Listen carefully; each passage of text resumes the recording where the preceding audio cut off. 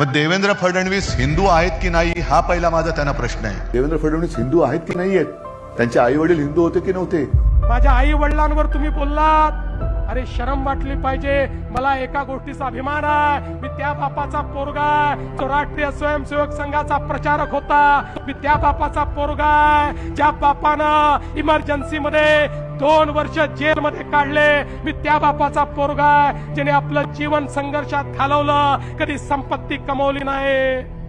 आणि मी तुम्हाला सांगू, अरे आज माझा बाप ज्यावेळी स्वर्गातनं मला पाहत असेल त्यावेळी त्यालाही हा आनंद होत असेल की माझं हिंदुत्व माझ्या मुलांनी या ठिकाणी चालवलं। तुमचे पिताश्री हिंदू हृदय सम्राट शिवसेना प्रमुख बाळासाहेब ठाकरे जेव्हा स्वर्गातनं पाहत असतील त्यावेळी त्यांना काय वाटत असेल? आता माझा मुलगा रशीद मामू सोबत बसायला लागला हे पाहिल्यानंतर त्यांना काय वाटत असेल?